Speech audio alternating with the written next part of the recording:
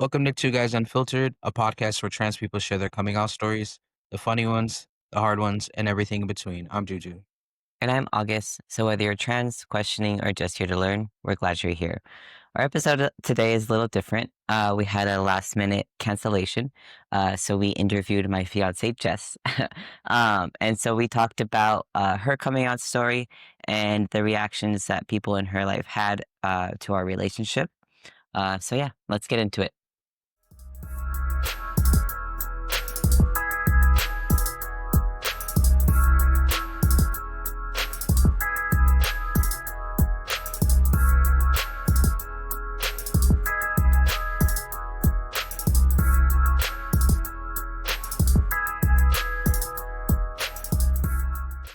I can hear Cora.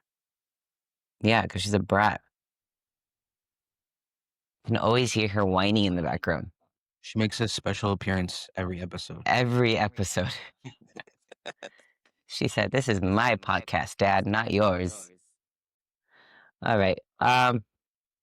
Jessica, Why did you say it like that? because that's the only way I get your attention. Can you introduce yourself, your name, your gender identity, and your pronouns? Yes. My name is Jessica. I am a cis female, and my pronouns are she, her. And then, can you also tell us what your sexuality is? Yes, I identify as pansexual. And for someone who may not know what that means, can you explain that? Yeah, so for me, pansexual just means that I am attracted to anybody regardless of like sexual identification or like gender assigned ever. Okay, and we didn't really have a form for you to fill out because this was a little last minute thing. um, but I know some of your hobbies are like reading, working out, anime, K-pop, all that. So can you kind of explain how? Because you read like a lot of like LGBTQ well represented stories.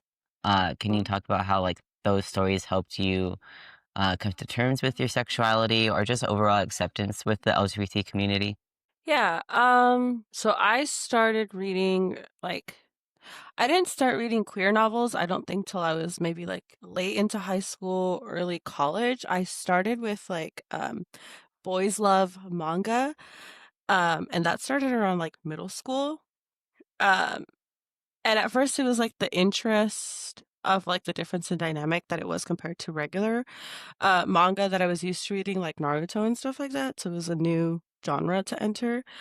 Um But for the longest time, like, it was really hard to read, like, BL and Girls Love or like Yuri and stuff like that, because I was like, damn, like, I hadn't come to terms with my sexuality at the time. So I was like, am I like fetishizing this because I'm reading it so much? But it took a while for me to really like understand that no, this is just like the type of love and relationship that I kind of wanted to have. I just hadn't come to terms with it at that time. And I think when I actually started reading actual like queer books and stuff like that, I found myself identifying and finding myself more in these characters.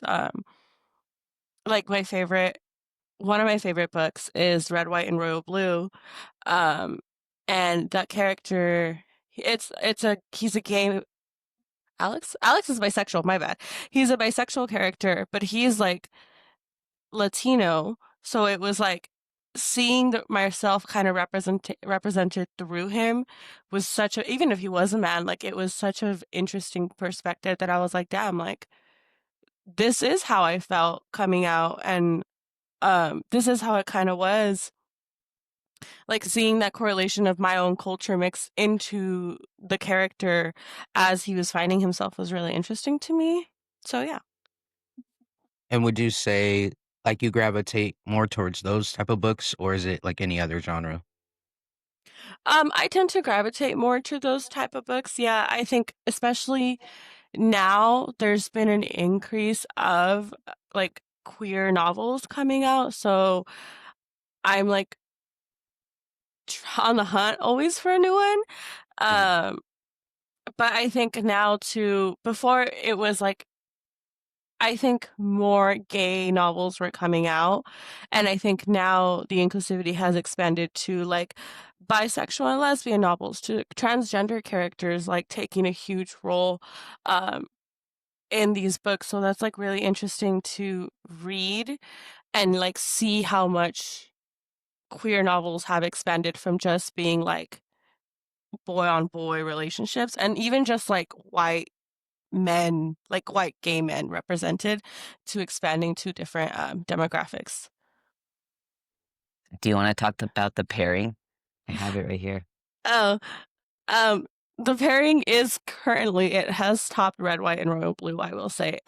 It is the same author, Casey McQuiston. They are great. Love them. I have all their books.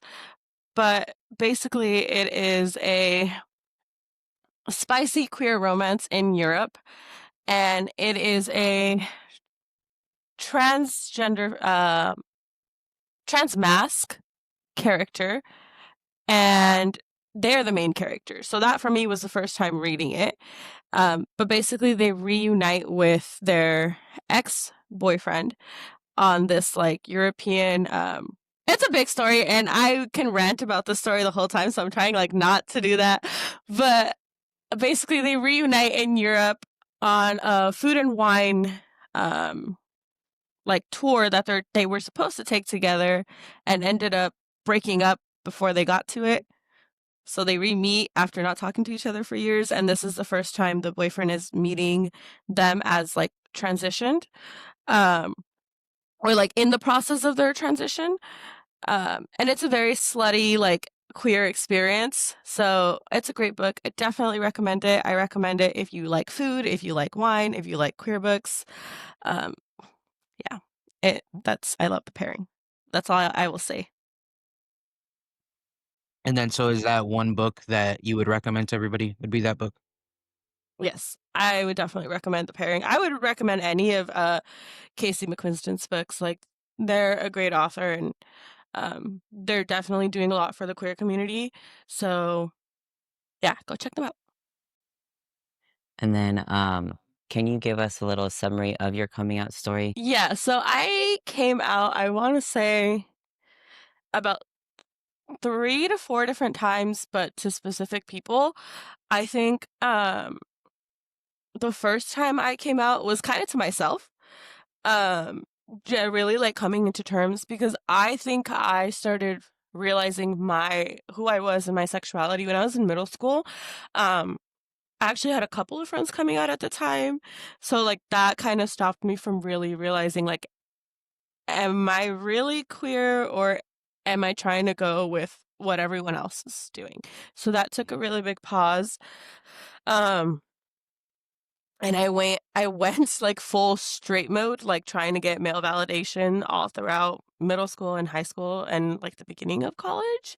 I even tried religion. Like, that was a whole surreal thing for me too, especially my first year of college.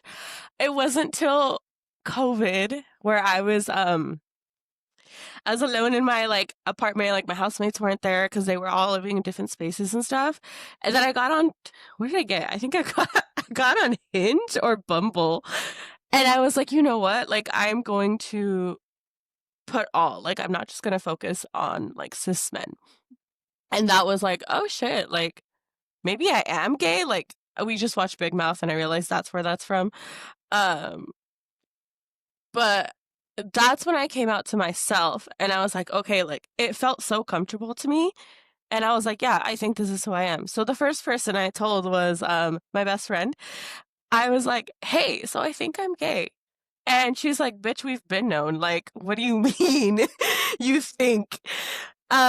Which, looking back at it, like, she was probably my first crush back in middle school too. Um, and I remember like she would always be dating someone, but we were always like that lesbian. Like, she came and I came as an extra lesbian lover package, like throughout her whole dating life. So that probably was a big awakening for a lot of people. I just hadn't come to terms with it. So when I came to that decision, I not the decision, I guess, when I came to that realization, I tried to come out to my dad, which didn't go so great because he was like, yeah, if you do that, I'm kind of like disowning you. So that was like, okay, not there yet.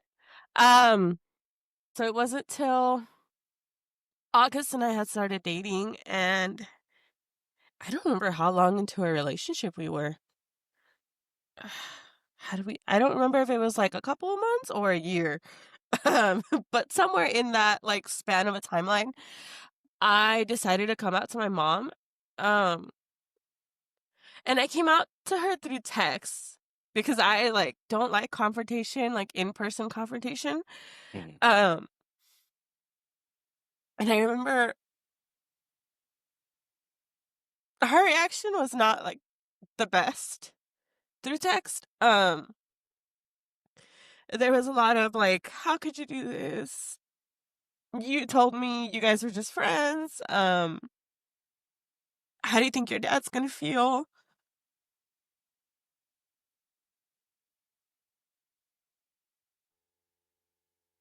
Um, sorry. So it was a lot of like emotions for me because my mom is who, my mom's kind of my best friend.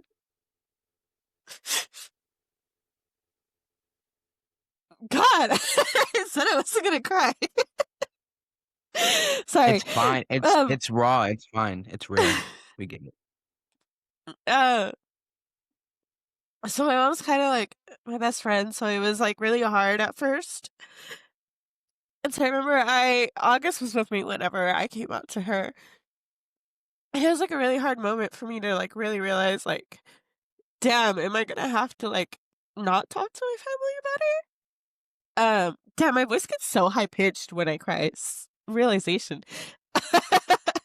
um, but then my mom is like now our number one ally. Like she is I don't know when the switch kind of happened because like after I came out to her, like I tried not to talk to her because I was like, I need my space from you because of the way you reacted. And then she texts me out of nowhere with the most random question, like, you came out and then we moved on. And that's very her. Where it's like, we have an argument and then 2 seconds later she's like, okay, but I need you to order this from Amazon for me. So that was like very like my mom. And I was still pretty upset. I was like, damn, so we're just gonna blow over this whole thing. Okay. I don't even think I ever like fully sat down with my mom and had a conversation with her like about me coming out to her and like her reaction or like how that made me feel. I just know that like 2 weeks later, her whole switch had flipped. And it was like talking about like all these like LGBTQ stuff that were going on. Um, talking about like August and then like talking about like their transition and stuff like that and how that was going. And it was like this full blown like change. And so part of me was a little resentful that I'm like, damn, like, so we're not going to have this conversation. But the other part of me was like, you know what? I kind of didn't want to have this awkward conversation anyway. Like, I feel like this was her way of showing me, like, I accept you. And to her, she did show me that she did accept me because, like, a lot of the conversations would be like, after a point, she's like, you know what? She's like, I'm not here to please anyone. You're my child and I love you. And people are going to say and do things uh, that to me, she's like, I don't care. Like, my mom's very, like, I don't give a fuck mentality about what anyone else says. Um, and so, like, now, like, it's,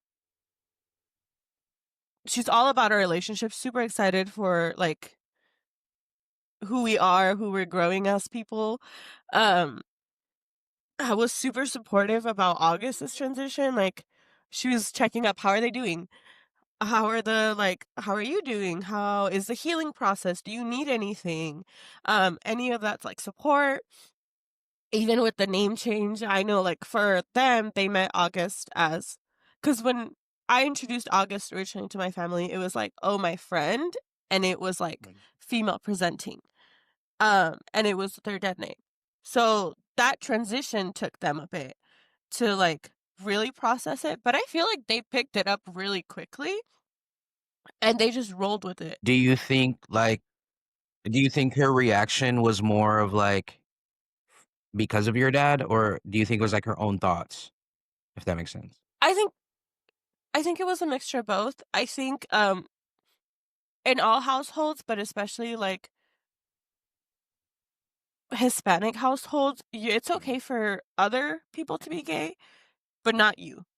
Like, and like my family like loves to say that we're religious. We're not really that religious. We go to church like once a year at most, if. Um, but we've already had like a lot of queer family members. So to them, I thought I was like me coming out was never the issue. Um, So when I did, and that's the response I got, that's why I felt, like, so betrayed, because I was like, "Wait, like, we've had all these conversations, and it didn't happen." But I think a part of it was my dad. I think my dad was the person to take it the hardest. Um, Basically, like, my dad went through, like, all the stages of grief. Um, I never fully, like, came out to him. My mom kinda did the coming out for me, and I, like, left it f to her because I didn't wanna deal with his reactions. Um, so it's taken him a while. It's taken him I feel like maybe up until now this year, like, he's been a lot more supportive and inclusive and just understanding of anything of our relationship. And it really did take me, like, sitting down with him and being like, "Hey, like, we're 2 grown adults. This is the pathway I've chosen for myself. This is the life I've chosen for myself.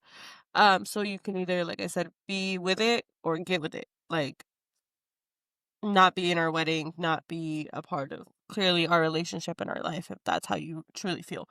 Um, and when I finally like sat down with him, I also like told him, I was like, "Tell me everything you feel." Um, but to him, I think he felt like maybe because of the relationship he showed us with my mom, like, that had been a reason, or, like, even, like, his own behavior had made me, like, be want to be gay instead of being with a man, but I was like, "No, sir, that's not how it works." Like, this is something I've personally known for the longest time.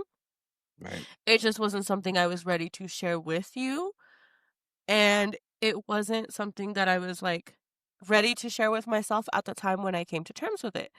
Um I think I also, like, was very hesitant about telling my parents I was in, like, a queer relationship because I was scared that I was gonna date this person, whether they were, like, female or male or, like, non-binary, and especially if it was, like, a female, and then break up with them, and then they'd be like, "See, it's just a phase."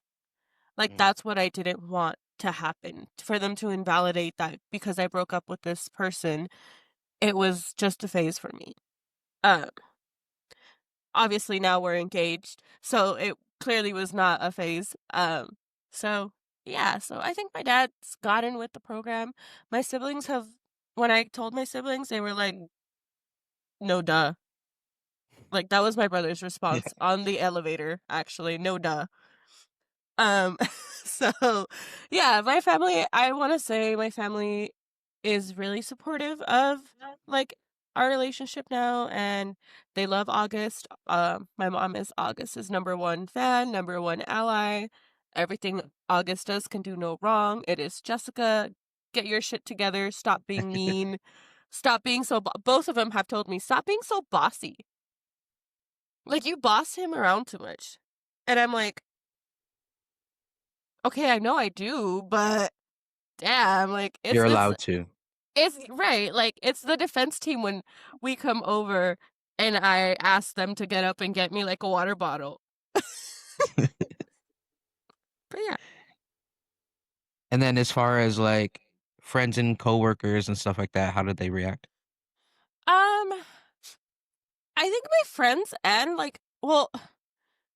so my coworkers at the time when August and I started dating, um, I told a select few, obviously the ones that I was closest to, and they all reacted pretty okay, like congrats, cool. My best friend was like, okay.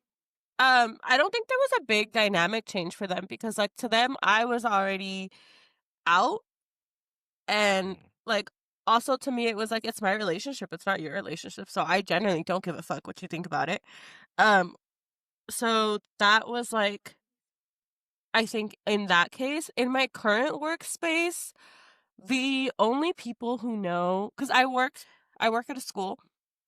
Um So, the only people who know of August and, like, how August identifies and August is, it's the people officially, like, on my kinder team, like, I'm a kindergarten teacher, so, like, the 2 other teachers that I work with, they're the only ones that, like, know about my relationship with August, really, and they're the only ones I genuinely, like, care about. Not that I don't care about everyone else at the school, but the ones who, like, I speak to the most, so I'm like, they're the ones that I'm more comfortable with sharing this information. Yeah. Everyone else to August is, like, my fiancé, they're my partner, but I don't feel the need to share more about myself. Mm. Um, but yeah. That's valid.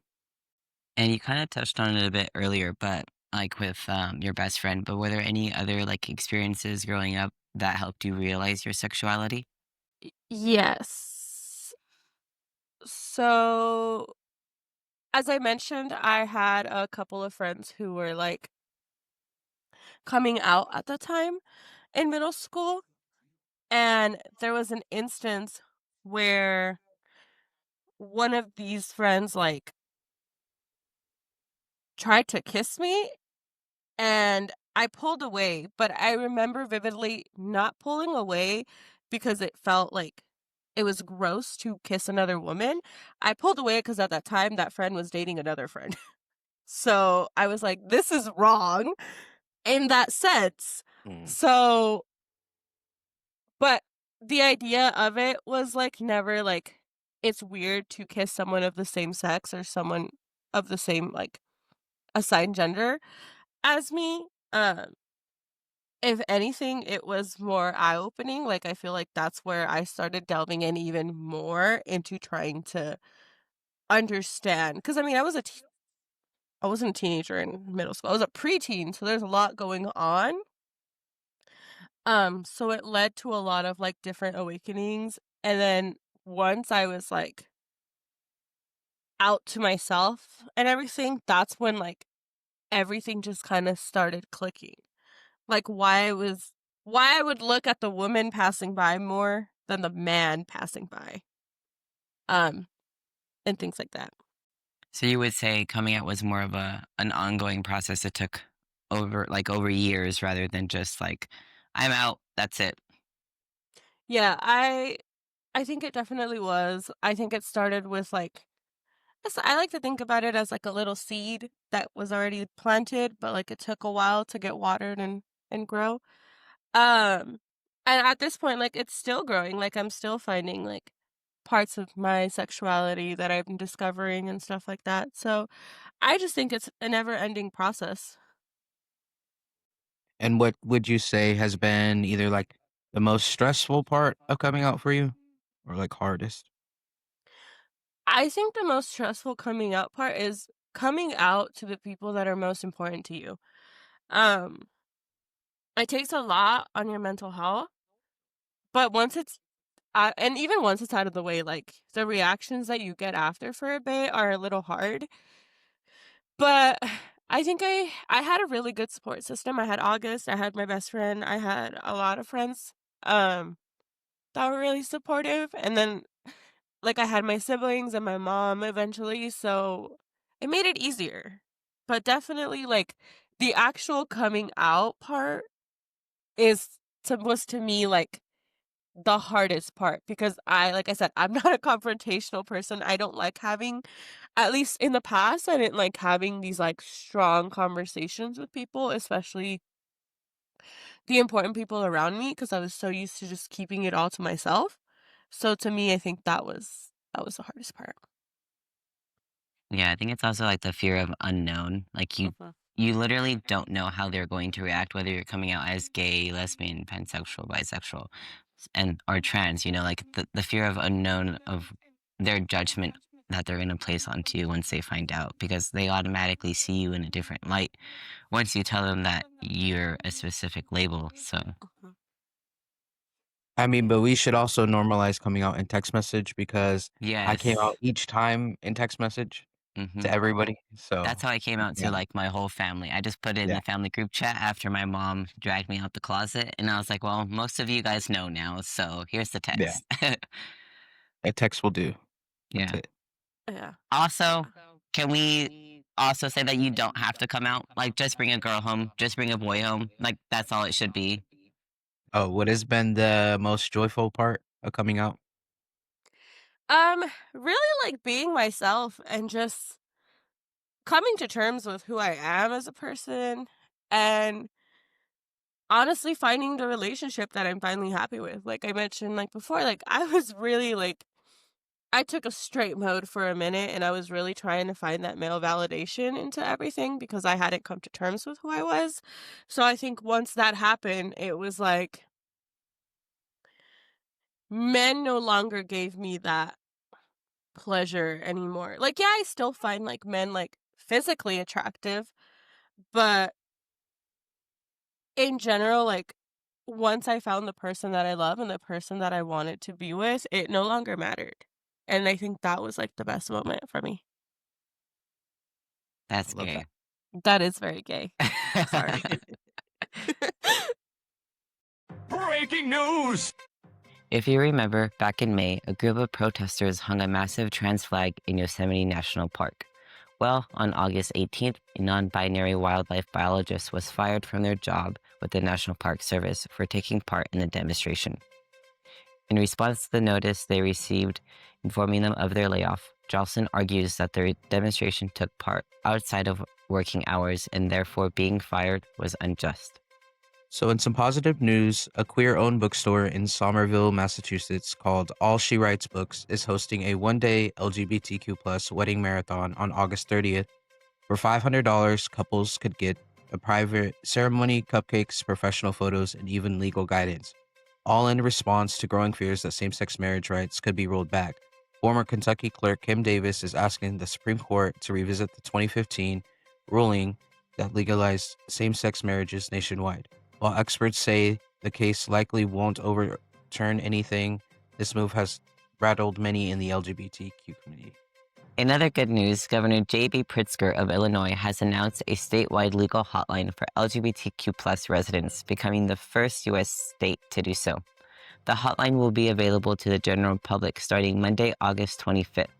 The hotline will provide legal assistance, resources for gender-affirming care, resources to deal with discrimination or harassment in the workplace, housing or safety concerns, as well as resources to change identities on legal documents. If you want to read more into these stories, the links to the articles will be in the description below.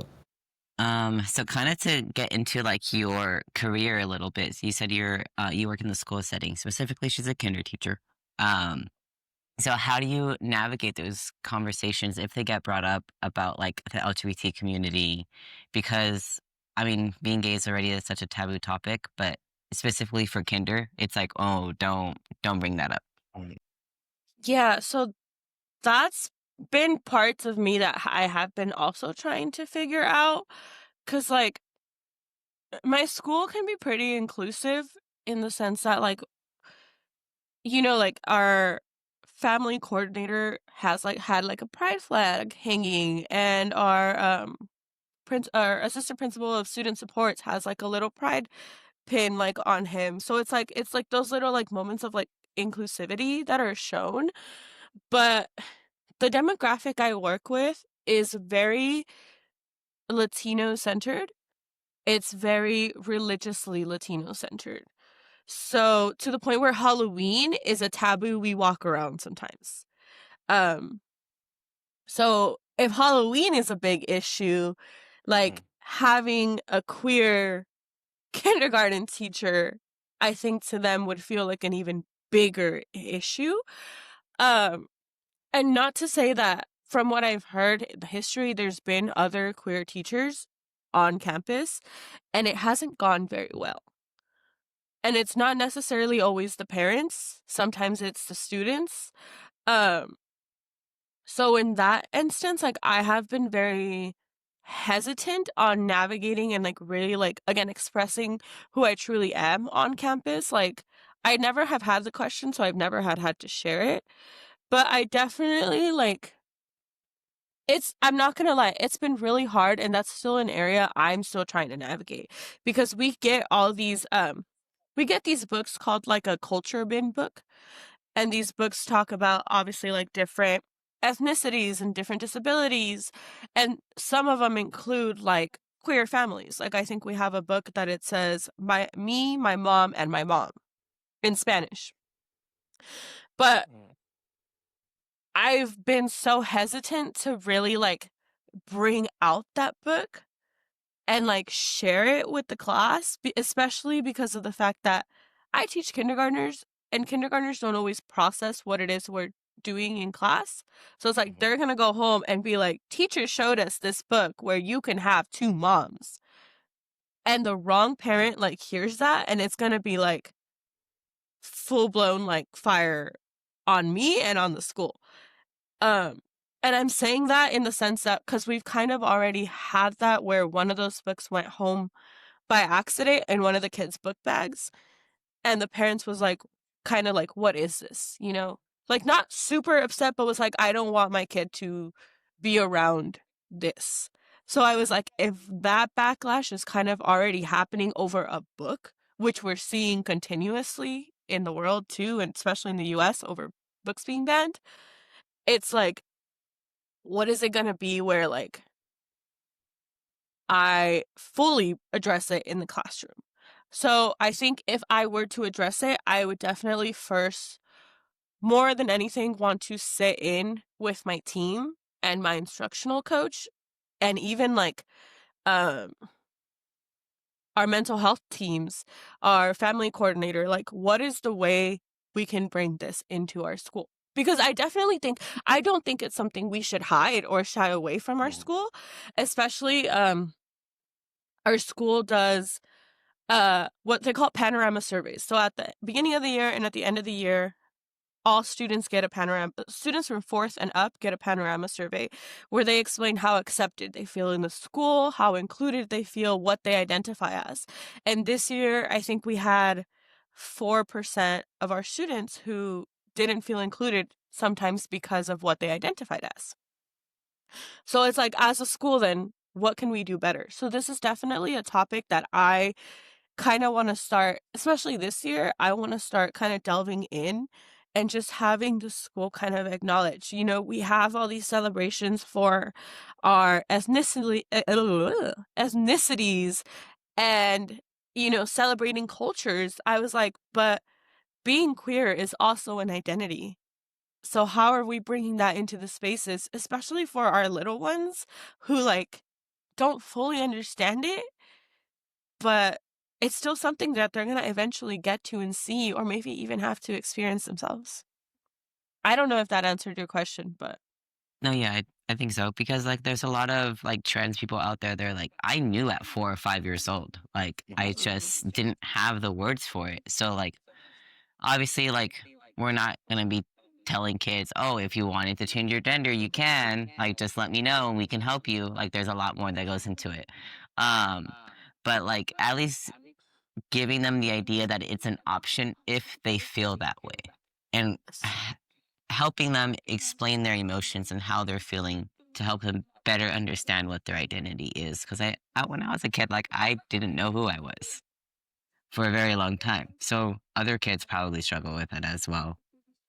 I think even just like e- explaining to them, like, oh, you know, this person has a mom and a dad, but this person has a dad and a dad, or Right. mom and a mom, or even like a grandma or an aunt or uncle. Like that's Like what's it's just important.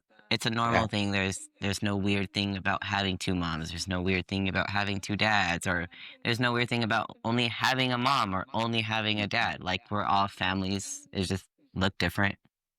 Yeah. Yeah, I think so too, especially because we work with middle schoolers too. We're a TK8, so it's like if I was going this through middle school, what's to say our middle schoolers aren't going through this right now? And like I said, like the demographic that I work with, it's already so hard to be yourself, especially in the current political climates that we're in.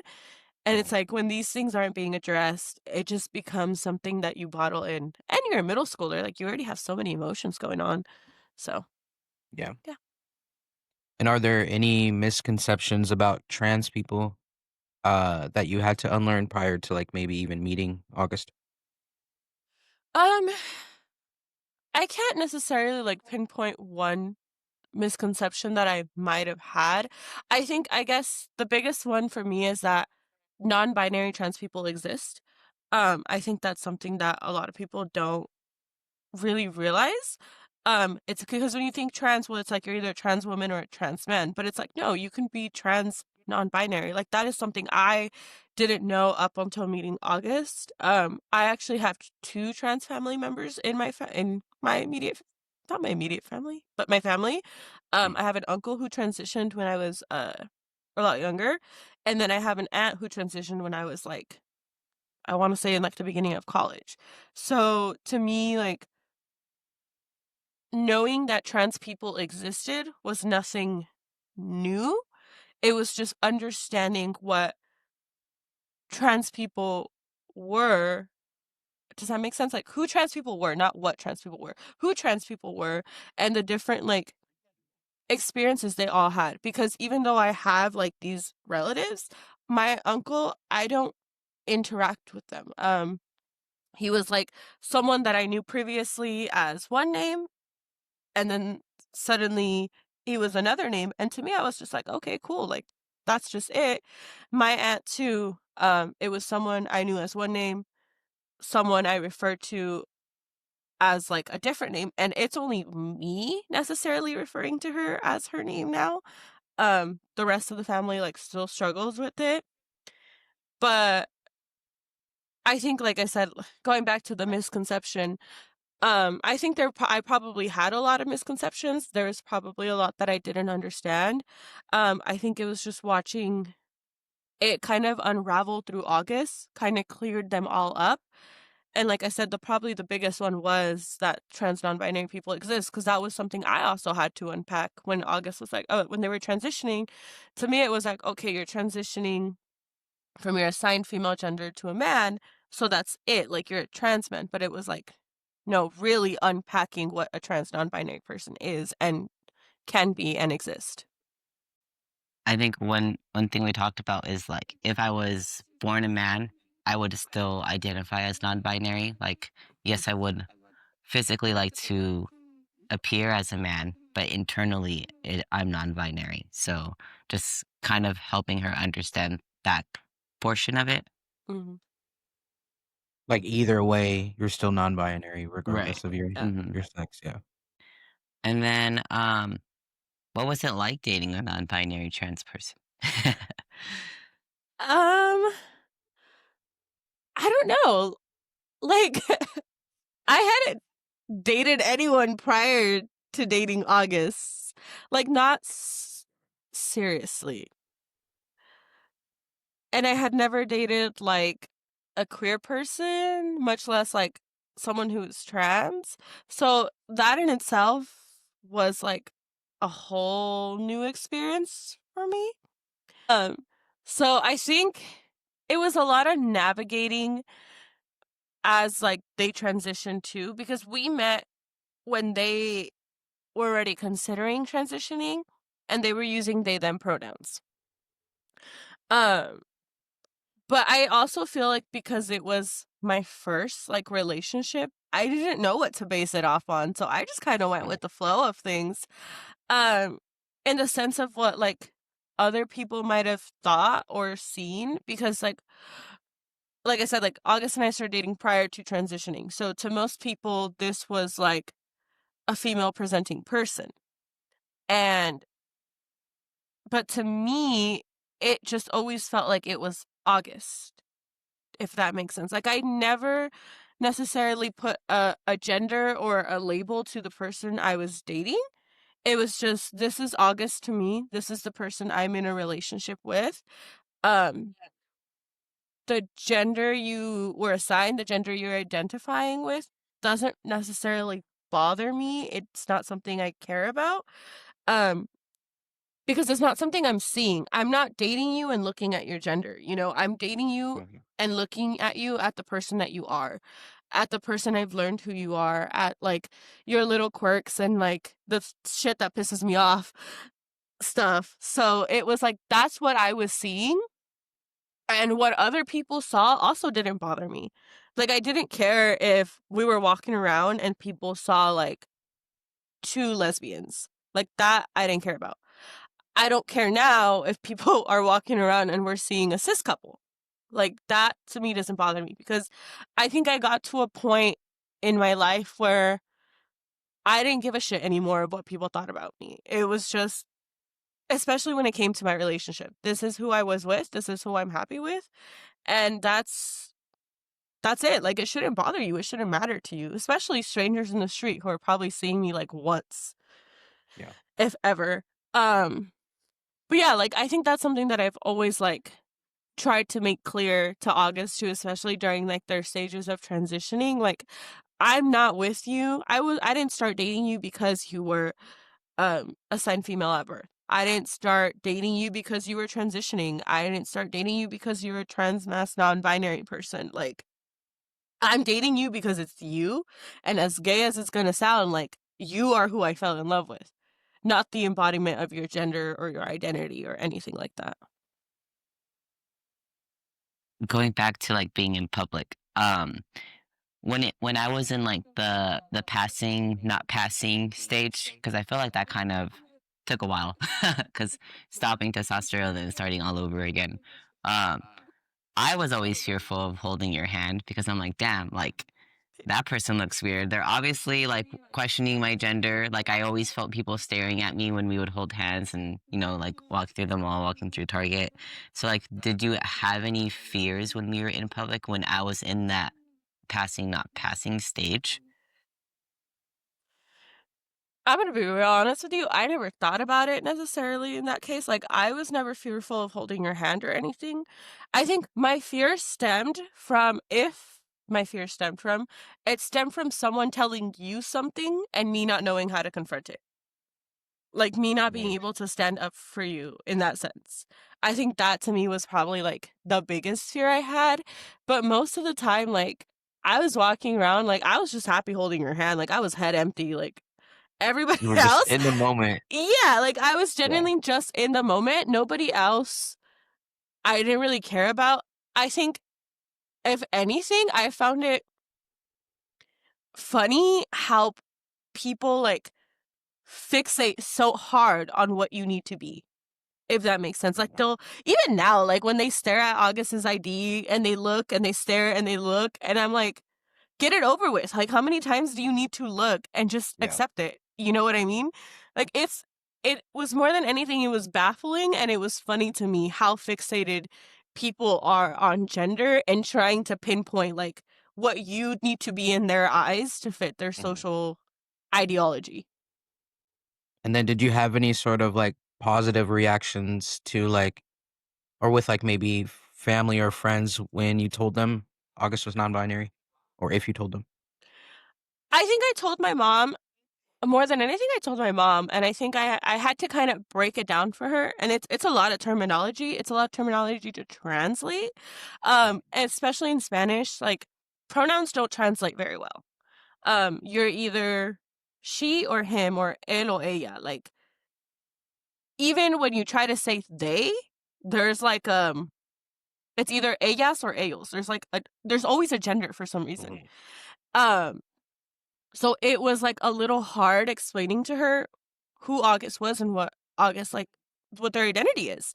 Um, but I think to me, the positive light was just seeing her like take it all in and just accept it. You know, okay, this is August, and it's it's not even August to her, it's Aggie. Like, this is Aggie, and that's just who Aggie is.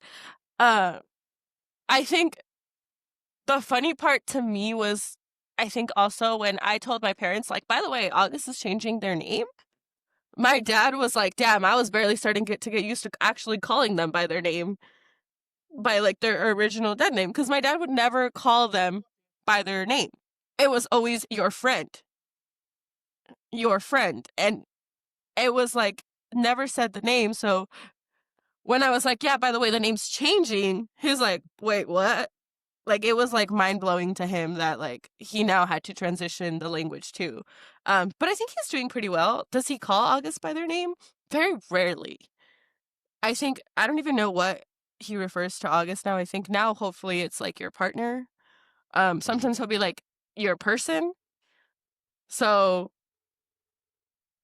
that, I guess, in the sense, I think I'm trying to think like what else might have been, but I think my most joyful person moment also was like my sister. Like she's 13, I think. Fuck, I don't even know. I think she's 13. And like her coming to me and just asking me questions, so she would make sure not to hurt August's feelings and like actually like understand. So I think that to me was also like really joyful. Like, damn, like you're not just taking this and rolling with it. You genuinely want to learn, especially at such a young age. That's good. And so, how do you feel like you've supported me throughout my transition? um Well, first of all, like I am the designated like needle stabber. Like I'm the one who does the tea shot. I think you've done it maybe once, if. It's And terrifying. it was It like, is. baby, I can't do this. And I was like, please. Like, I don't know. I think that's probably the biggest one that I'm in charge of that.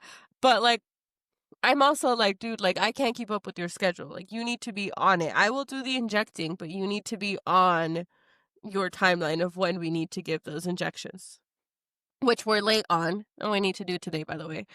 Um, I think also just during like their surgery, I think I took a couple of days off from school. I think I took like 3 days off, which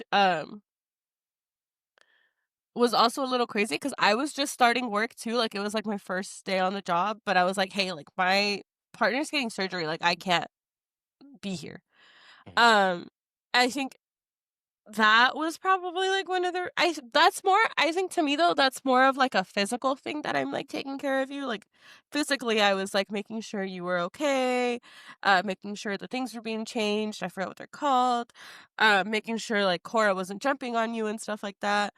Um I think on a more mental, emotional aspect, I think I've just always tried to make sure like August has a clear mindset and is okay with like all these stages that are going on, because obviously like transitioning is, it's a lot, it's a big stage, it's very emotional, not only because of like the testosterone and like the anger levels going up. There's a lot that they had to navigate family wise, and I think more than anything I always wanted them to have like a clear mind and like clear understanding of that I'm here to support you. Like I'm not just like here to like watch you have this transition. I want you to lean on me, which is like really hard for them because they're not big emotional sharers. So I really like had to push, like I need you to tell me like what you're feeling and how you're feeling and how I can provide that support for you. Um Especially when it came to like the relationship with their family. I know to that was like big on them. I was like, during the first stages of transitioning, they were very much like, if my family doesn't accept me, like I'm cutting it off. And I was like, hold up. I understand this and I understand where that's coming from, but I also knew the relationship and the attachment they have to their family. Like I was like, if you cut this off right now, like without giving even a small chance, I was like, you're gonna regret it because I know how much you love your family in the end. So I think that to For me, sure. like that was a big support. Definitely. I agree. I got a little teary-eyed. Hold up. And then what advice would you give to someone who's maybe like in the talking stages with a trans person, but they're scared to commit because they're trans? Like, I feel like a lot of people are like, a trans person has a lot of baggage. I don't know if I could deal with that. So, what would you say to someone that is thinking that? I think you really have to check yourself and who you are, like, not just as a person, but who you want to be for this person you're in a relationship with. Um, I don't think you should see that a trans person comes with a lot of baggage, because if that's your mentality, that means you don't want to be with a trans person. That means you're not ready to be with someone who's trans. I think you need to take the person as they are, and also stop letting, like, the word trans be, like, your barrier to keep going, because at the end of the day, yes, they're a trans person, and correct me if I'm wrong, but they're also human. And if they're putting in this effort to be in a relationship with you, you need to also make sure you are putting in 100, if not even more, because it is a lot, but you need to make sure you are fully committed to it. Like, this is not just it's not like, I always think about this, like, white girl kissing your best friend when you're drunk sort of moment. It's a big commitment for life, for if you really want to be with this person, and you also need to make sure you are accepting them as the person that they are. Especially if, like us, for example, you started dating prior to transitioning and now they've transitioned, like, you need to realize that if you really love this person, you will love them no matter what. Like, if, like, you couldn't love them, if you can't love them at who they are now, then you clearly didn't love them at who they were in the past.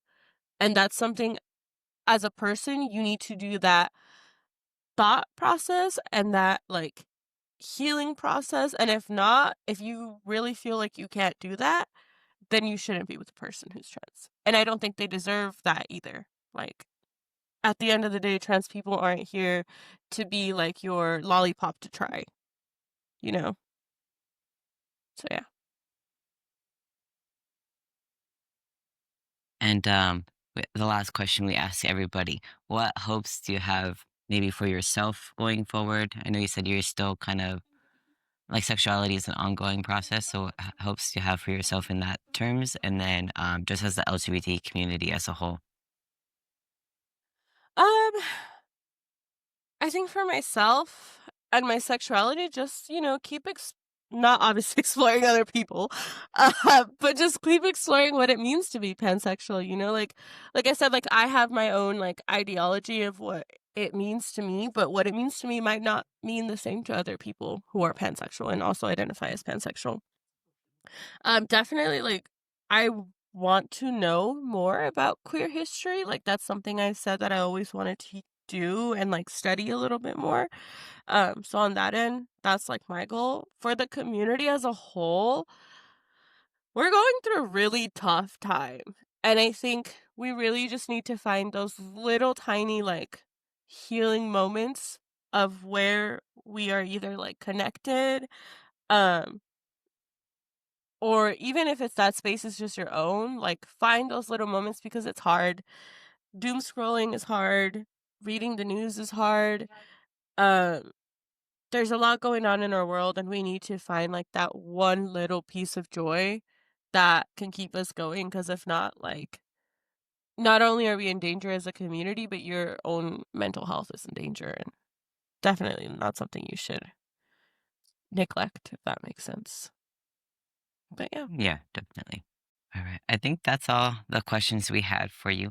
Thank you for being our last minute guest.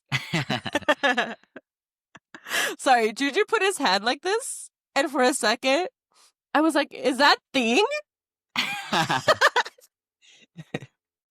right, so that's a wrap on today's episode of Two Guys Unfiltered. A huge thank you to Jess for sharing her story. If today's episode resonated with you or reminded you of your own story, we would love to hear from you. Click the link in the description below to fill out the form if you're interested in being our next guest. We do have a little bit of a wait, though. We are fully booked until what? October? November-ish? November, yeah. Yeah. But yeah, so don't forget to subscribe, leave a review, and share this episode with someone who needs it. Until next time, take care of yourself and each other. Bye.